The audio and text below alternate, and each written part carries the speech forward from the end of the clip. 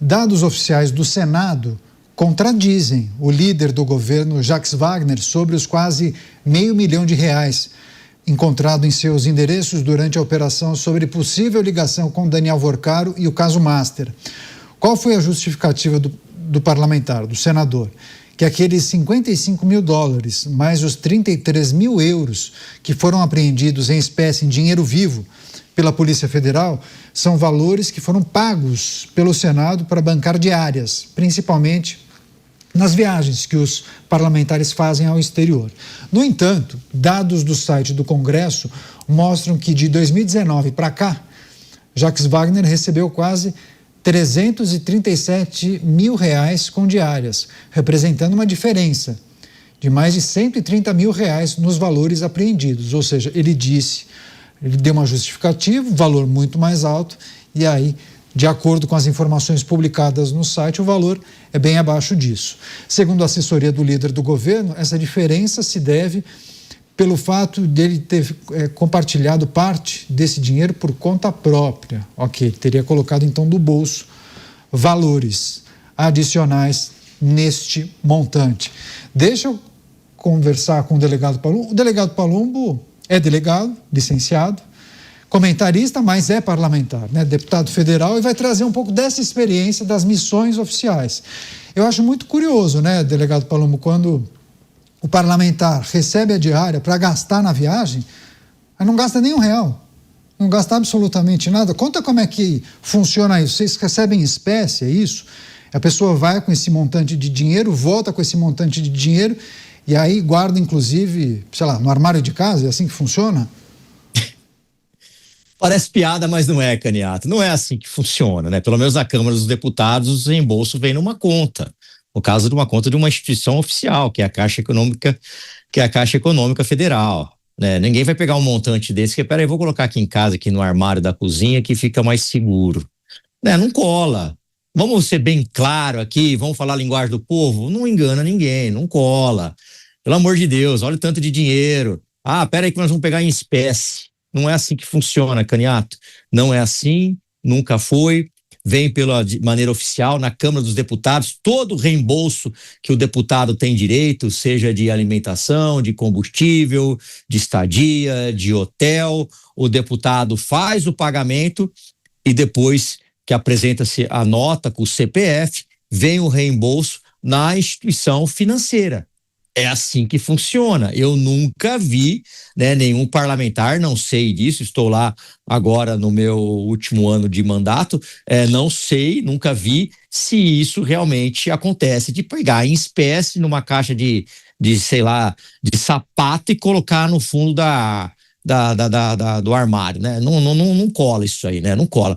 Todo o reembolso da Câmara dos Deputados, digo com propriedade, pelo menos no meu caso, é feito de maneira oficial, apresentando a nota fiscal, e eles reembolsam depois de um tempo, não é de uma hora para outra, na conta que o deputado aí abriu em nome aí do gabinete, né? Como o parlamentar, ele abre uma conta e aí pode fazer os gastos, depois tem um reembolso. Como eu creio que acontece aí em qualquer empresa, quando você é funcionário de uma empresa, você viaja, você apresenta a nota e depois ele te reembolsa. É isso que acontece, Caniato.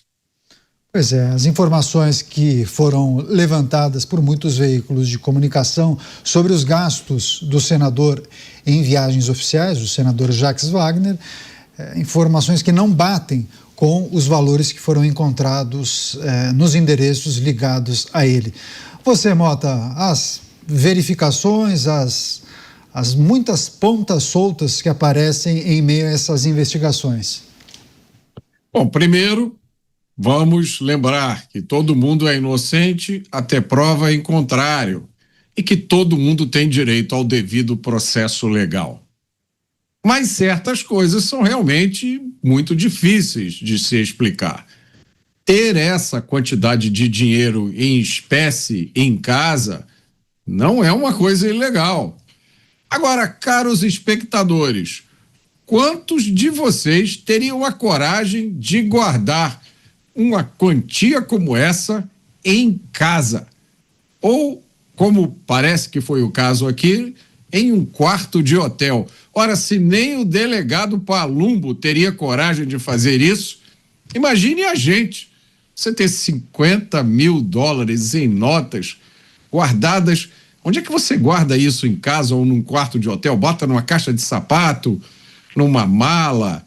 E por falar em mala, o Brasil já viu outras histórias, né, dessa prática de guardar dinheiro. Teve um episódio onde foram achados malas com 51 milhões de reais. Vocês lembram disso? O responsável, se não me falha a memória, foi investigado, processado e cumpriu 2 ou 3 anos de pena de prisão. Teve também um ou vários, pelo menos um eu me lembro, caso de dólares na roupa íntima.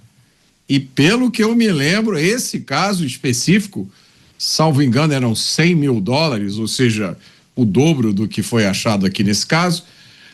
O caso prescreveu. Passou-se muito tempo e o caso expirou, as provas foram esquecidas e não deu em nada. Então a gente tem razão para olhar para isso tudo com um pouco de ceticismo, tá? Nós estamos já acostumados com histórias envolvendo políticos, muito dinheiro. Uma coisa que sempre me chama a atenção é você ver pessoas que nunca tiveram qualquer outra atividade a não ser exercer cargos públicos, né? Às vezes são eleitos para algum mandato, às vezes são nomeados secretários, ministros. O sujeito nunca teve uma empresa, ele nunca trabalhou em nenhuma profissão liberal, ele nunca foi funcionário de nada. A vida inteira dele é política e cargo público. E ele é rico. Eu sempre me espanto com isso. Eu sempre pergunto, como é que pode? Eu fiz essa pergunta hoje nas redes sociais e teve gente explicando, não, Mota, veja bem, alguns desses cargos pagam muito bem. E como tem várias vantagens e benefícios, a pessoa pode ir economizando ao longo da vida. Claro, a pessoa pode fazer isso e chegar no fim da vida com um bom padrão. Eu não estou falando disso. Eu estou falando das pessoas que são ricas, que têm muito dinheiro, que têm um relógio de 100 mil reais. Ninguém que trabalhou a vida inteira economizando, poupando, compra um relógio de 100 mil reais ou um apartamento de 20, 30 milhões de reais. Então, essas coisas todas chamam novamente a nossa atenção e, mais uma vez, nós ficamos na expectativa para ver o que vai acontecer no final dessa história. Pois é, o Mota lembrou, né, um episódio muito curioso que aconteceu há alguns anos, as malas com milhões de reais que foram encontradas em um apartamento justamente em Salvador, salvo engano, ou pelo menos uma pessoa que se notabilizou na política do estado da Bahia. Mas é uma outra história, qualquer dia a gente retoma aqui. Uma rápida parada para você que nos acompanha pela rede.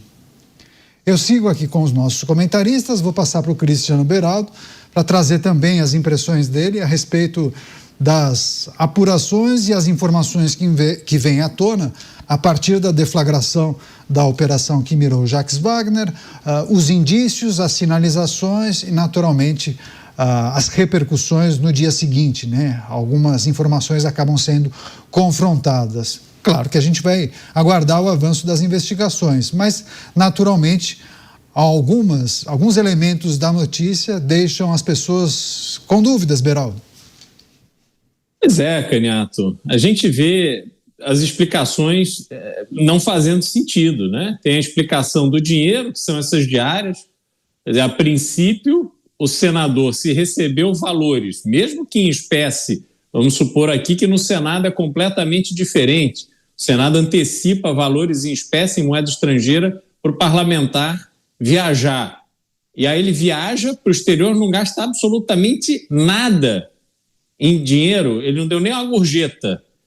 E, além disso, diz que, não, olha, mas eu complementei, né? Eu também comprei dólares e euros. Só que quando se compra dólares e euros, você tem o comprovante. Na hora que você faz a remessa lá para a corretora, para o banco, onde você está fazendo essa operação de aquisição de moeda estrangeira, eles emitem um comprovante, não tem absolutamente nada de ilegal. Só que não foi isso que ele disse na sua primeira explicação. E depois tem o caso do apartamento, que, segundo ele, era um apartamento que ele gostaria de adquirir para sua filha. Só que para conseguir adquirir esse apartamento, ele teria que vender o apartamento da filha para depois pagar por esse.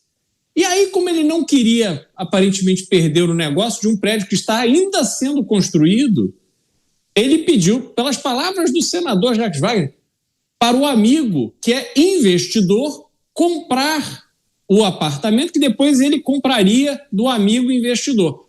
O investidor, por natureza, ele coloca o seu dinheiro para ter um retorno. Mas o senador não explicou de que forma ele pagaria os juros do seu amigo, ele proporcionaria um ganho nessa operação para o investidor amigo dele. Fora que dois outros fatos concretos que enfraquecem completamente essa versão de que isso é tudo normal, é tudo bem, é assim mesmo que faz. Primeiro, o prédio está em construção, significa que a construtora ela não pede o dinheiro antes. Você vai pagando quando você compra um apartamento que está sendo construído, num prédio que está sendo construído, você vai pagando ao longo da obra.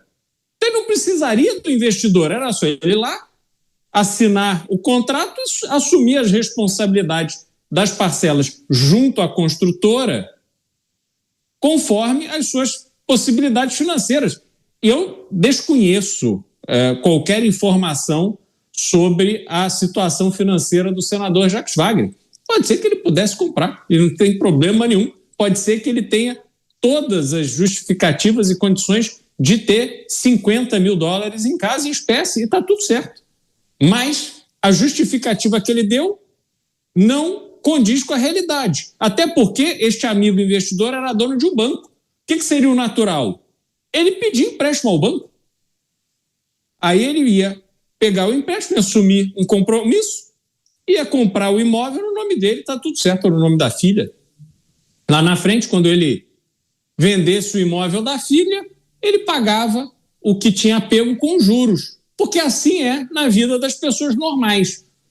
Talvez, na condição de senador, o delegado Palum pode dizer isso, um senador, um deputado chega no banco, vai ver que é tratado diferente. Vai ver que ele é apresentado para o dono do banco. Não, esqueça isso é muito burocrático. Vem cá, doutor, Vossa Excelência, vamos fazer aqui, deixa que o dono do banco resolve. Será que é isso? Porque, até onde eu sei, a vida de quem é uma pessoa politicamente exposta é um inferno. Os bancos querem distância, porque tudo é complicado, tem uma questão de compliance pesadíssima e tal. Portanto, Caniato, tudo que o senador usou para justificar as coisas que até aqui foram reveladas são, no mínimo, fraquíssimas. Pois é, deixa eu passar para o Bruno Musa para trazer também as impressões dele. E você, Musa, como o Beraldo fez uma boa análise em relação à explicação dada por Jacques Wagner para justificar aquele negócio que envolvia o apartamento que era para a filha, mas foi adquirido por aquela figura que foi em algum momento sócio de Daniel Vorcaro. Depois eles recomprariam o apartamento dessa figura, porque não havia condição de comprar naquele momento, mas a filha tinha gostado muito do apartamento, enfim. Claro que esse é um exemplo para ilustrar talvez uma das pontas soltas, mas no dia seguinte à operação eu acho que a gente acaba analisando com lupa tudo aquilo que aponta a investigação ou as informações que vieram à tona, e a gente começa a analisar talvez a desconexão de algumas informações com a realidade, né? Ou com aquilo que deveria acontecer para todas as pessoas. Você viu dessa forma? Eu vi dessa forma e eu vi de uma maneira em que as pessoas esquecem que a realidade se impõe, que a matemática você não consegue transformar em subjetiva, como muitos adoram transformar a realidade. A matemática, ela é pura e simples e ela é, de novo, objetiva, real e concreta. As contas são feitas e os números batem ou os números não batem. Eu acho que o O Beraldo ele foi extremamente completo na análise dele, mostrando todas as discrepâncias mostradas nesse fato, e eu vou tentar trazer aqui um outro lado de uma lógica até invertida da cabeça do governo atual, que o Jacques Wagner faz parte dele.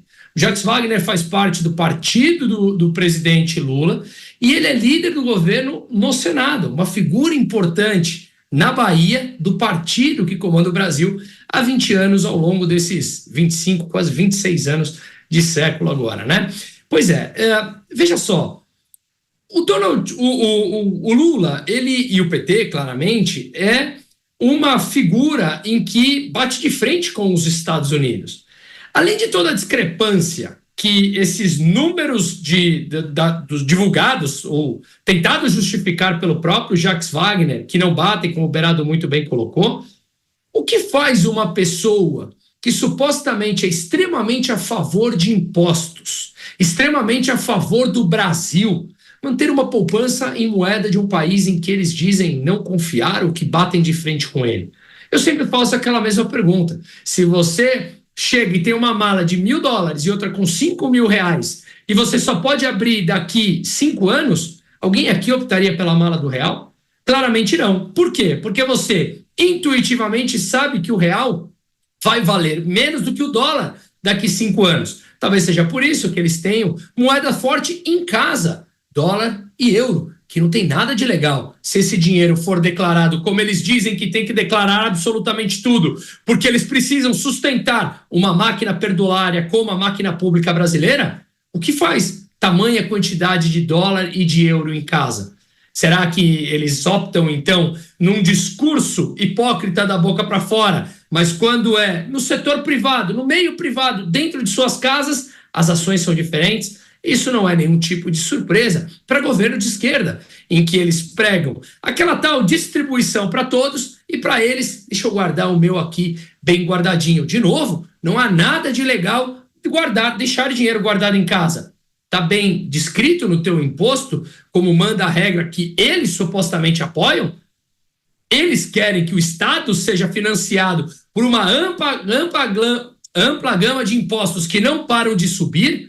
Será que, de fato, eles querem isso mesmo? Ou querem para os outros e para eles não?